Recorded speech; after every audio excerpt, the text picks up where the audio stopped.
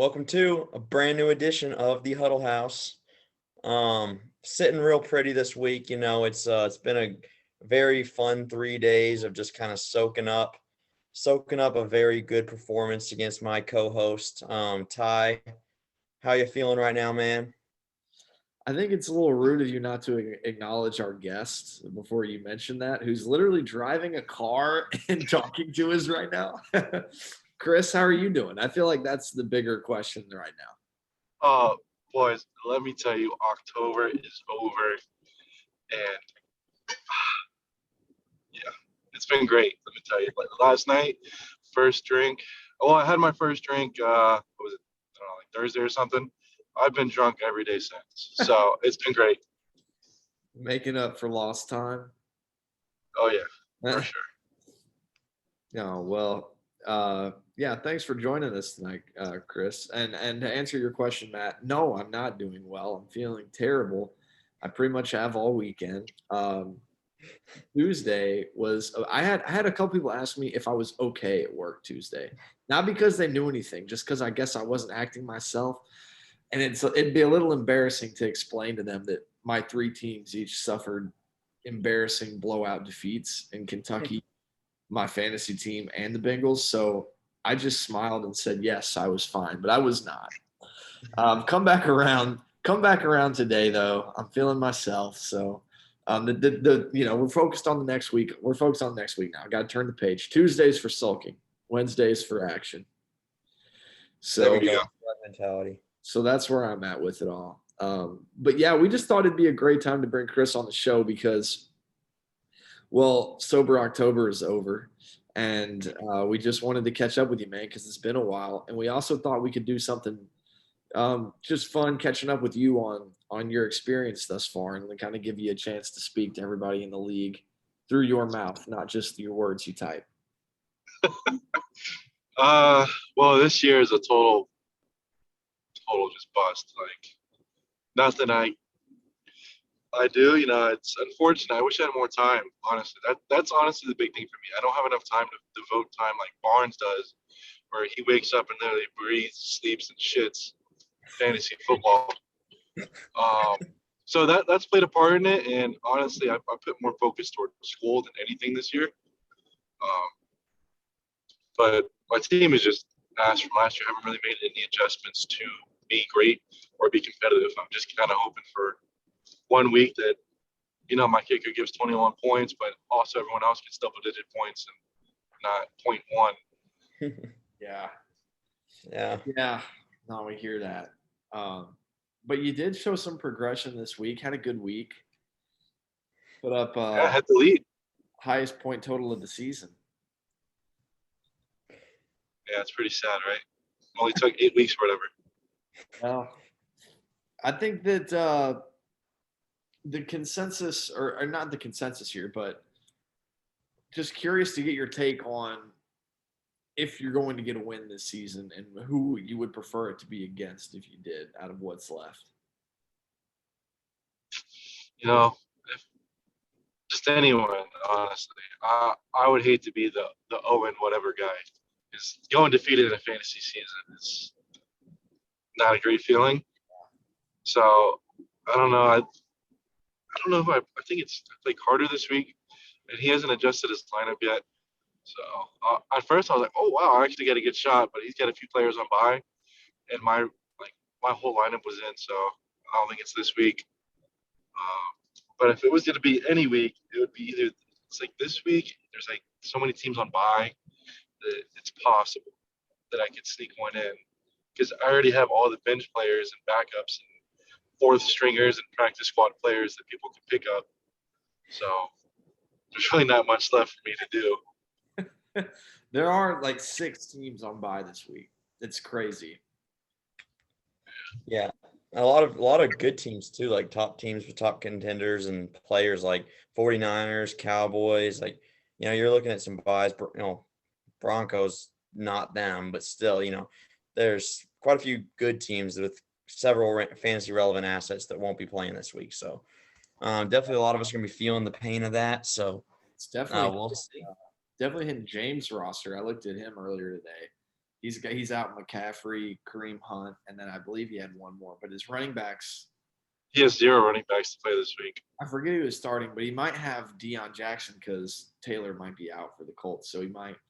Which killed me in the comment or his comment in the chat when he was like, they traded Zach Moss as like a throw-in deal, and he was like, "Tell him to get behind Deion Jackson." I was like, okay, that's I'm sure, yeah, that's a threatening aspect of that trade. Hey, buddy, no, but yeah, so he might get a start out of him, which would be nice for his team if he didn't already have him in his lineup. But yeah, I mean, the state of the league in general looked like people were starting to come around a little bit last week as far as scores just inflating. I don't know if that was like, I guess it was an NFL thing, but people seem to be hitting their stride. There was a lot of high point totals, not just Matt's 180 something, but I think like 2 and 3 on the weekly report were all up in the 130s or if not higher. I can't exactly remember, but that's not been the trend this year. So to see that come around has been an exciting development, at least. Well, I think you look at like every main position, and there were like 4 or 5 guys that put up like 30 bombs this week in regards to just individual players. So it was like definitely saw some of those. Like it felt like this season so far has been a bunch of guys that have like gotten in the end zone, like gotten 1 touchdown maybe, but there haven't been that many of those like 2, 3 touchdown games with like 200 rushing yards or 200 receiving yards. Like those just monstrous performances have been very minimal this year. And this week there were like 10 of them. So it was just more guys were feeling the benefit of just those boom weeks. So Yeah. seems Yeah. like it's caught up to speed. So yeah, I definitely felt the benefit of it this week. It was a really good Sunday altogether in regards to the whole day. Got some stuff finally moved into the new apartment. Really got everything moved in. So on a personal level, I feel a little bit more, in charge of things and got more of a set.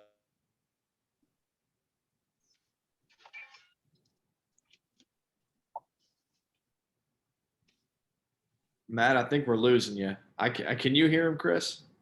No, I thought it was me. I was checking my connection, but we definitely just lost him. I can't hear him either. Really, I cut out. I still see you, but I couldn't hear you. No. Okay, I was basically just to say it again. I just had a pretty good day. Was getting some stuff moved and was keeping up with the scores. And yeah, midway through the 1 o'clock games, I was projected like 150, and I was like, all right, Ty would have to go off in like the remainder of his performances to have a shot. And then Derrick Henry plays, puts up 35, and I'm like, all right, yeah, it's a wrap. And so then it was just a matter of like seeing how much I could run it up and see if I can get to that 200 threshold, and couldn't quite get there, but I was that would have been something else. So. There's a talking point in there that you mentioned because it concerns both of you guys. Because Chris traded Derrick Henry preseason, and the big piece out of that was obviously some draft capital, but also Darnell Mooney. And with the new news yesterday with Claypool going to the Bears, not that he's an entire threat to Mooney, he actually might help him a little bit, but brings back up the point. Just I think we could reflect on that trade for a minute. Obviously, it's paid off a lot for Matt. Chris, I mean, do you feel like that was the right time to trade Derrick, or would you, if you had that back, would you do it differently? Yeah, when was the trade deadline? Or when was the trade that Matt traded like everything away for JT? That's when I should have done it. Because he had offered me at the time, I think it was still Mooney, but it was the 3 first, or it was Renfro. I can't remember, but it was No, the a offer shit was ton amount. the offer was DJ Moore, the 104, the 110, and like Singletary for Derrick Henry. I mean, I was willing to overpay so much. And the fact I remember telling you in the text, I'm like, Chris, I'm just being honest with you, man. If you don't accept this, like, I don't know what you're doing. Like, this is, I'm admitting I'm overpaying like crazy because I want Derrick Henry, and you didn't do it. And I was just like, all right, man, it's your loss. And then Ty goes and says, I'll pretty much do the same deal for Dalvin. And I mean, that's a trade that even though Dalvin's been good, it's a trade I look back and kind of regret still to this day, for the most part. And so, I mean, I was willing to pay slightly more for Derrick than I think I did for Dalvin. So, yeah, I mean, that was definitely one you should have taken, but it happens. Yeah. And then I wouldn't have traded down the 101, so I would have ended up with just a shit ton of people, and it would have been wonderful, but that's what it is. Yeah, you You never. live in so many things you think about the what ifs. Can't get too hung up on those. You know what my biggest what if though is? This is right after we did the draft. I didn't know how sleeper worked. Like minutes after, and I put Julio Jones on the trade block. Within 2 minutes, Lucas sent me a trade offer. It was Mike Williams and somebody else on his team, and I was like, "Oh, I'm sorry, I didn't mean to do this. Like I didn't know what I was doing." So I declined the trade. And to this day, I still think about that. I'm like, Damn. I mean, yeah, that's a bad one. But do you think Carter looks at Jalen Waddle every week and is thinking like Derek Carr threw for 100 yards today and one interception, and he was being offered Jalen Waddle straight up for him. Yeah, that's a bad miss. I'm honestly wondering how he feels about obviously the Cam Akers trade, but even the Darrell Henderson now, because he went all in on that backfield, and it seems like they're talking up Kyron Williams, like he's going to be coming back, and they're going to give him all this work. I mean, I've been hearing all this. I mean, obviously the Cam Akers one is rough, especially because he didn't get traded, but yeah. he gave up a lot to get him. I mean, Pittman and 2 firsts. I mean, that's just brutal, man. Big swing. It paid off for him with Saquon, though. He swung big on that one, too. Yeah, Saquon's been working out. Yeah. I don't know. I think a lot of trades that like what earlier this week, dude, last week after Dak played Detroit, Mitri hit me up and was like, "Hey, for Kenny Pittsburgh, give me Kenny Pittsburgh in a third, and I'll give you Dak." And I was like, I don't know. He kind of looked like shit against Detroit. And I hit him up today, and I was like, "Hey, buddy, how about we do that trade?" And now he wants a first. So I was like, "No." Wow. So that's another one. I was like, man, I just can't win. Yeah. Wow. That's a big flip. From a Yeah. first. Yeah. That's It's crazy what 1 week can do to a player's value. Like, yeah. both ways of a swing. Oh, no doubt. Yeah. It can cripple a value if you're not careful. So it's a frustrating part of it. Yeah, I want to freaking punch Matt in the face right now because of it, but it is what it is. Wait, what did I do? So persistent. Just give me the player. Oh, no. Honestly, you should just feel bad for me at this point. Just give him to. I don't know if we should be revealing the trade talks to the Huddle House, but yes, me and Chris have been texting consistently for the last week and a half, 2 weeks, and we cannot come to a common ground. Why don't we hash it out right here live on the Huddle House? Unprecedented. No. I say if you want to know about it, hit me up or hit Chris up. We'll spill the details. Some of you guys probably already know about it, honestly, but I'll be a live moderator right here. I don't think we're going to come to an agreement. I really don't think we're going to. I really would like to, but I don't think it's going to happen. Well, we're still going to tease it in the video title at least to get some clicks. There you go. Trade stuff. Clickbait, yeah. But I mean, every week you look back on stuff like I should have started this player, or why did I start this piece of shit, or no, for sure. Whoa, hold on. What? Sorry, someone speaking of Mitri, he just texted me, but I'm not going to disclose that information. Stuff is happening with you right now. A lot of people have hit me up. Caleb hits me up once a week, always Monday morning. Hey, Chris, just checking in on Pitts. Oh, yeah, that's gonna be tough. I offered Chris a couple offers yesterday that probably like offended him, like legit. But I mean, I think sometimes you have to shoot for the stars and hope that you hit. So I mean, might as well send it, see what happens. Gotta shoot. But I don't know, man. It's just been a rough year all around, and that's part of why like I've been so like against trading too, because I feel like I don't have any pieces as it is. So like a lot of people right now want Connor because I mean he's on the block, which James wants him because he has no players. A couple other people like Marcus have offered like a few things for him and a couple other people. But if I trade him just for picks or like players for next year, then I really have nobody to start in the running back position if he's gone. And I can't start him regardless, but it would just my points per week would look way worse if I didn't have him. I think Mitri wants you to trade Connor. Just make the roster as depleted as possible to ensure he gets Bijan Robinson in the offseason. I think his 101 is pretty secure. So I don't know, man. He only has one win. He's probably not gonna get another either. So if you can pull out one, it's still up in the air. But he would own the tiebreaker because he beat me. Oh yeah, that's true. Yeah. But even if you beat him in points 4, I thought that was the tiebreaker. I don't know. I don't know who has more points for. It's still probably him, but I don't know, man. He put up like 90 this week. That might catch up on him. I don't have faith in my squad like that. But I will say I'm happy that Russ is out this week, so I don't have to freaking flip a coin on starting him or Gino. So I can just play Gino and not have to worry about Russ throwing up 100 yards and like 35 yards in the second half.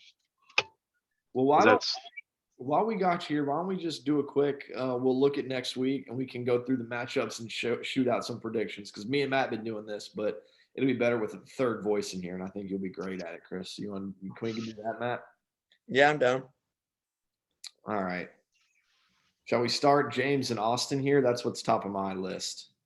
Yeah, sounds good to me. So Austin's 1-7 as well. It didn't get mentioned in there when you were talking about the teams with one win, Mitri and Chris. Austin's right there too. His team's weirdly been just underperforming like crazy this year, I feel. He's had just the worst luck. I mean, like in regards to just his players all just choosing the same year to just fall off a cliff. I mean, Keenan Allen's been banged up. Najee's been horrible. Hasn't put up more than 13 all season. Like, just really bad. I mean, Dameon Pierce has been a bright light, but AJ Dillon hasn't been much. Amon-Ra's been banged up. Only had those few boom weeks. Andrews has been good, but I wouldn't say he's been nearly as consistent as someone like Kelsey. So, I mean, and Elijah Moore, I mean, that guy's fallen off the face of the earth. So it's just, he's just had a really bad run of it. This week he is playing a very depleted James, though, so he does have a shot. And he has good matchups. Herbert versus the Falcons, they have a terrible pass defense. AJ Dillon, even though he's really been declining in workload, facing Detroit, also bottom feeder defense. So I think there's definitely a chance here. There is some like Keenan Allen reports that he might still not play, which is kind of crazy. And that would definitely hurt his chances. But Amon-Ra St. Brown just lost TJ Hawkinson in that offense. So, I mean, that's even better for him. Like, I think there's a path to it this week, especially considering how depleted James is. But I don't know. It's hard to pick that, you know? Yeah, because, I mean, DeAndre Hopkins against Seattle, divisional matchup, that could easily be just a baller matchup for James, especially with how high scoring their Seattle games typically are in regards to both teams scoring, so I could see DeAndre Hopkins doing pretty well. Kirk Cousins against Washington at a 1 p.m. game. It's guaranteed 25 from Kirk, because when he's playing, at 1 p.m., he's actually a good quarterback. So, I don't know. This one's a coin flip, to be honest. I think I'm gonna pick just based on what I want to happen, and I'm obviously as someone seeing James at 5-3 with me. I want James to lose, so I'm gonna pick with my heart and say Austin squeaks this out. Wow. Okay, I'm going to take James. I think James is just going to find a way, and I think he's going to find a way to win. He's done that a lot this year, and Austin's team has found a way to lose a lot this year. So I think that trend's going to continue. Chris? Who does Pittsburgh play? They're on bye. Oh, well, that's good for him. Well, then he doesn't have to start Najee, so I'm going to give it to Austin because he doesn't have to sit there and debate on starting someone that has less rushing yards than Daniel Jones. So True. Yeah. That's arguably the biggest killer of his team this year, honestly. Yeah. So I'm going to give it to Austin this week just because of, even though he has Najee on a bye, James's running backs are affected more than his in that sense. Yeah, I mean, there's no question Dylan and Pierce is a better duo than Rashad White and Deion Jackson. Yeah, It's that's tough, man. uh, Next one's the battle of the McCleary brothers, though. Marcus and Jeremy, both at that's a 6-2. juggernaut. This is a big game, a big, big game. Oh, where Big do you game. want this one? Both 6-2, both having great seasons. Yeah. Let's kind of dive into these matchups. I mean, first thing that comes to mind, Washington's defense is putrid, and Justin Jefferson is going up against them. That's probably a great week from him. Chicago doesn't have a very good run defense. Monster could be looking for a big week. Um, so I mean, there's some solid matchups here for Marcus. Tyler Boyd against Carolina, still no Jamar Chase. Could be a big bounce back week for Joe, especially at home. So I'm liking that on Marcus's end. On Jeremy's end, I mean, he has Joe Burrow, so it's kind of a catch-22. So even if Boyd does well, that also helps Burrow. So we got him against Carolina, probably a big week from Joe. Miles Sanders at Houston, love it. Tyreek Hill and that's Taysom Hill. My bad. Tyreek Hill at Chicago, also not bad at all.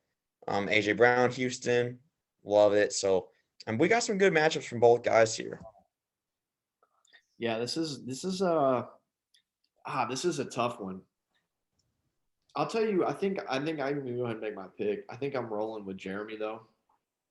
I think Burrow's going to bounce back this week, and I think that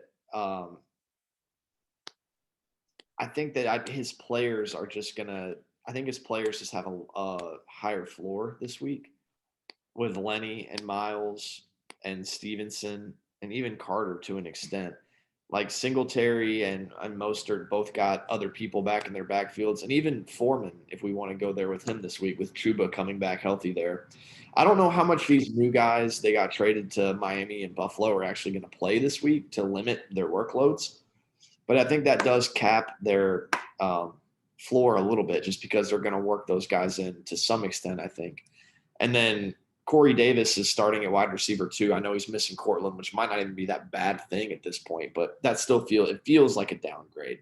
And I feel like Jeremy's roster is pretty much at full strength minus tight end, which has kind of been his weakness all year. And I mean, Taysom Hill is the 5th tight end somehow in the rankings still. So weird stuff could always happen with him. So I'm going to take Jeremy.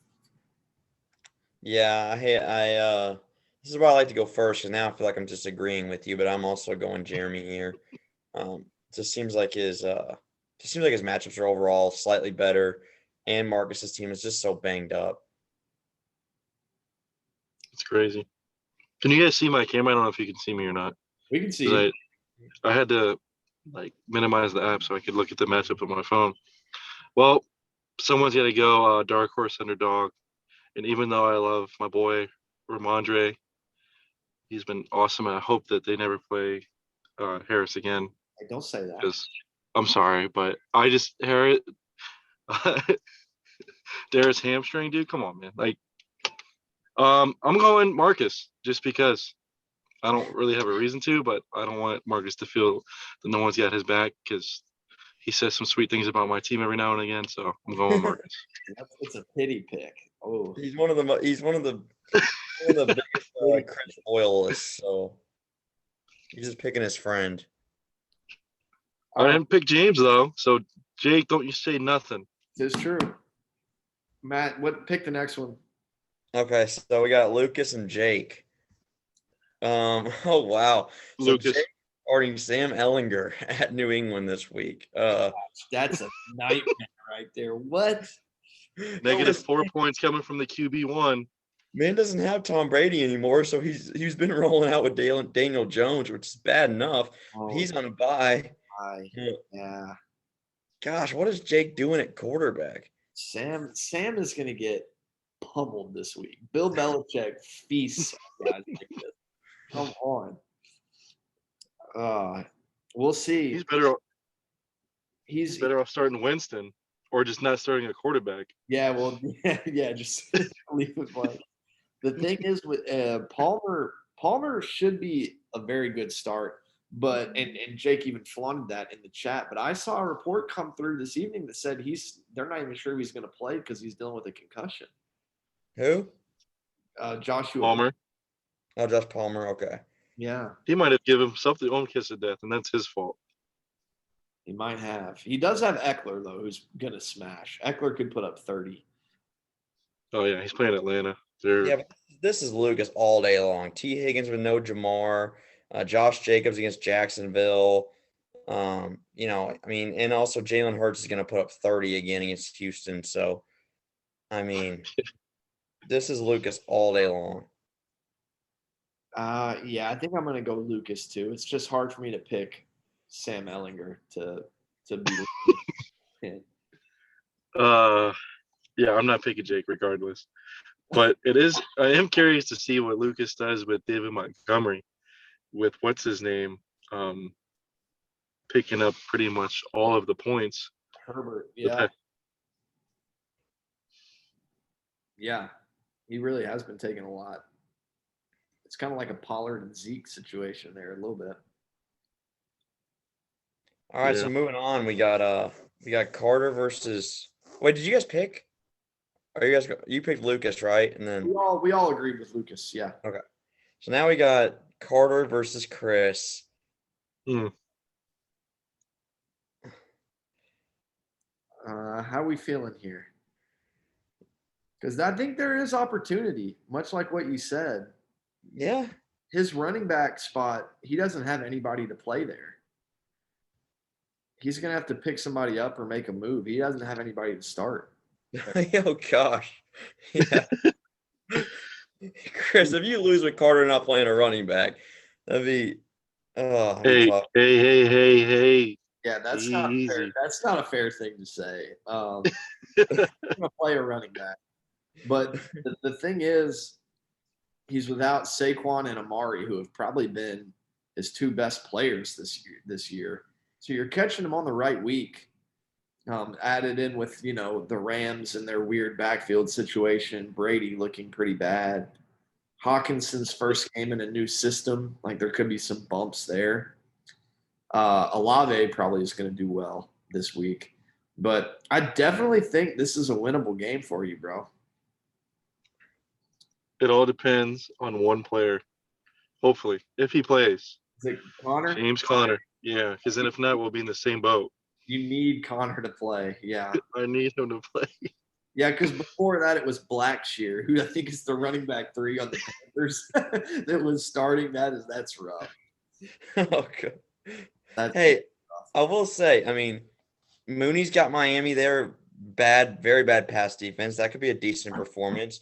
Geno Smith, Arizona, that's a terrible defense. Geno might score some touchdowns. Chargers don't have a super great defense, so you got London and Pitts there. That could be a high-scoring one. Josh Reynolds, no Hawkinson anymore. Might have a little more of a role. Still no DJ Chark. This could, yeah. I'm rolling with Chris here. I know he's on the show, but and maybe I'm being a little nice, but Chris, you're gonna win this week. If there was ever a week, I do feel like this is the one, man. It looks like it's set there. I'm rolling with you too. I'm gonna pick you, Chris.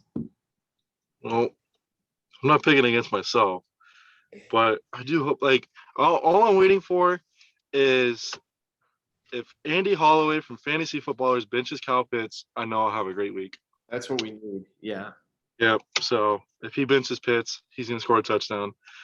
If not, I don't even have another tight end, so I guess I'll just take my goose egg in the tight end position again this week. Well, I don't know what happened with the Falcons last week, but they threw the ball a ton. And I know they were in a really high-scoring game, but it felt like they were doing it earlier in the game than they usually would. Like they're the run-heaviest team. They always hand off, but Mariota threw the ball a ton. And I think that's what it's doing well. London had a solid game, not spectacular, but better than he had been doing. So I think that they're changing a little bit there. All right, so moving on to this next one, we only have 8 minutes left, so we might as well skip this. It's Brandon versus Mitri. I'm looking at Mitri's team here. Dak isn't playing because of a bye, and neither is Jimmy G as backup, so he has no quarterback. There's no quarterbacks on the waiver wire either. I don't think So there's one. he's gonna be rolling out with a 0, and Josh Allen's playing the Jets. So we can just move on. Andy This is Wilkins is the quarterback and he's the backup on the Packers, I think. Like, there is not a quarterback out there for him to pick up. I don't know what he's yeah. gonna do. I mean, it doesn't make a difference, man. Like you might as well not even waste the fab. This is an 80-point victory, maybe a 100-point victory. We're going Brandon. Wow. Probably 130-40. Wow. Wow. That's disrespectful. I'm Why picking, can't I get me 3 this week? yeah, really. Now I'm picking Brandon here, but I'm not gonna prognosticate a 100-point victory. It's happened before this year, and I was on the losing end of it. It was not fun. All right, your pick, Chris, and then we can move on. Brandon. Okay, there we go. Hey, just a little throw in though. Ty was just on the receiving end of an 80-point loss, so not quite 100, but Enjoy it while you can, Matt. Lap it up. I mean, you're the co-host. Man. I'm going big. It's just I have to. All right, last two's me and you. I guess I'll go first, and we'll let the king go last with this big 180-point swagger over there. Okay, so I play Caleb, who is the number 4 seed, 6-2. I'd like to hear what you guys have to say actually first. Was he trying to tank this year? He's Yes. trying to take every year. It's the most Caleb thing ever to try to lose and then not lose. If that doesn't scream Caleb, I don't know what else does. He's got good players, man. I mean, It's He's kind of like- hard to tank when you start Mahomes. he's like the Miami Dolphins owner who wanted his team to lose games and they kept winning, so he fired him. Let me hear what you think. I mean, big swing here is if Jonathan Taylor plays and Swift. They're both a little banged up. I mean, if you're rolling out, I mean, you can live with no Swift because of how good Jamal Williams has been. But that being said, like if you have to move, well, you have him in the flex right now. So if you have to move him to the starting, you're probably gonna have to start Allen Robinson or Lazard, which I mean you don't really want to do, you know. So I mean, you definitely want a healthy Swift, and then Jonathan Taylor, if he's out, that's a huge detriment because then you're probably playing Naeem Hines in his first week in Buffalo. Yeah. That's just kind of rough. So I mean, but I'm seeing a lot of green on your end, Ty. I mean, I'm seeing a lot of favorable matchups, a lot of opportunity here. Travis Kelce could be poised for a real big week off a bye. Chiefs are always so good off a bye, but then again, that also benefits Mahomes, which he has. So it's kind of tricky. It's like you don't want Mahomes to play well unless it's throwing to Kelce because you want a minimal Juju week, a minimal Clyde Edwards-Helaire week. So it's gonna be a weird one. But I think your team, I mean, against Detroit with how bad their pass defense is, I mean, if there was ever a week for Aaron Rodgers to put it together, maybe he throws a touchdown to Dobbs. I'm gonna go Ty getting the bounce back. I'm gonna go with Caleb. This looks like he's got a slew of players that actually I don't know. No, I'm gonna go with Utah only because Caleb is starting 3 players on Kansas City, and I don't think that all 3 players are gonna have a wonderful game. 2 of them might. That's a good point. But Juju is a hit or miss, it seems like. And Edwards-Helaire is only good if he gets in the end zone. Yeah. No, that's a fair point. I don't feel very good about this one, honestly, though. I think it's because I think I'm going to be without Swift and Taylor. So I think that's just going to be frustrating and annoying. But I hate to like come in here and pick Caleb. That's soft. So I'm going to pick. No, you can't go against yourself. I'm picking myself, but I do not feel confident at all. All right. Boy. Matt, we can go to yours now. Yeah, so playing Jordan, this is another big week. This week is full of big matchups. I mean, Ty, your matchup is super important for this fate of your season and the direction you take it. Jordan's obviously 7-1. He's just been racking up win after win after win. I mean, I have to take him down a peg. I have to beat him. Honestly, this is one I care very deeply about. Just because it just grinds my gears when he just starts guys that aren't playing every single week and then still wins.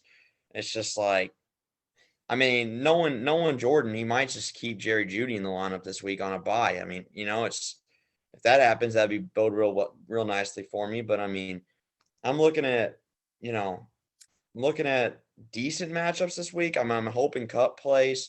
It's leaning towards him playing. So if he plays, I know it's Tampa, but still probably he's always 15 or more. So confident in that.